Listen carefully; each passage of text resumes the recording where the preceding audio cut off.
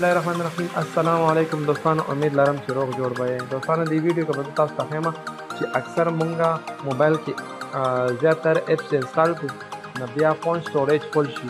دوستانو بیا مونږ مجبورانه اپسونه ان انسټال کوو.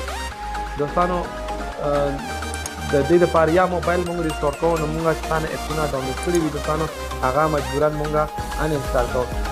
دوستانو دې لپاره یو څه ښکلی اپس راغلی چې ډېر ضروري او ډېر امیزنګ اپس دی. دوستانو دا چې تاسو انسټال کړئ پلی سټور ته به لاړ شئ، دلته کې به ولیکئ شیر اپس.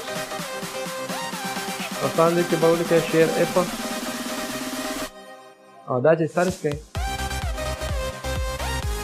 دوستانو ډېر زبردست اپس دی، ډېر ښکلی ریټ هم چلیږي، تقریبا 4.5 ریټ دی او خوند یې دوستانو ډاونلوډ کړی دی.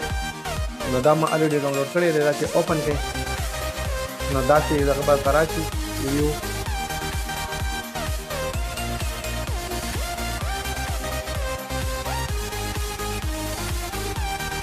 دوستانو دا ستاسو ټول موبایل باندې اپس تاسو سره دا ټول اپس راله مخې ته.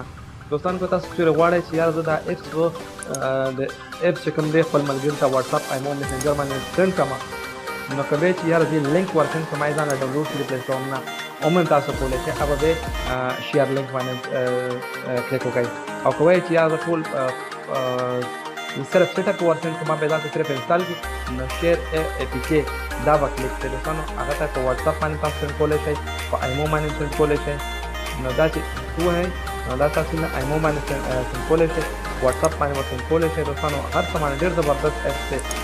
دوستانو دې په مدد سره تاسو خپل ملګري ته د دې سیټ اپ سینډ کولی شئ. دوستانو دې کې اوس فرض کړو زه غواړم چې یار ما سره سټوریج فل شوی دی نو زه دا اپسونه کمول غواړم یا ځان سره خپل بیک اپ ځان سره ایښودل غواړم نو تاسو به د اپس چې کوم دی دا درې ټاکي دي دا به کلیک کړئ. دا چې کلیک کړئ او دلته اخري به راشي بیک اپ. د بیک اپ چې کلیک کړئ څنګه ډایرکټ دا تاسو سره دوستانو په فون سټوریج کې د دې خپل چې کوم فولډر به جوړ شوی وي هغې کې به تاسو سره سیو کېږي. یعنې زه اوس ځم بیک ځم نو زه تاسو ته اوس دا ښیم.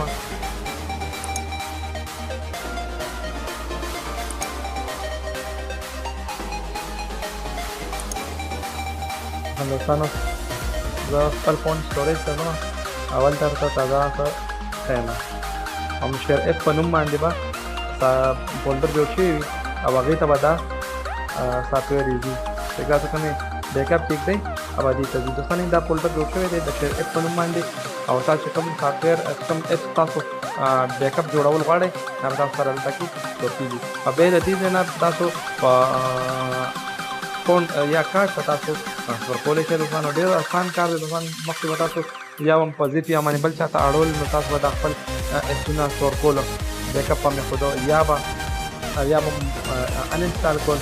نو دوستانو دا اسان طریقه ده په ذریعه باندې تاسو خپل اپس ځان سره بیک اپ ایښودی شئ کارډ کې. دوستانو که ویډیو مو خوښ وي پلیز ویډیو لایک کړئ، شیر کړئ او زما چینل ضرور سبسکرایب کړئ.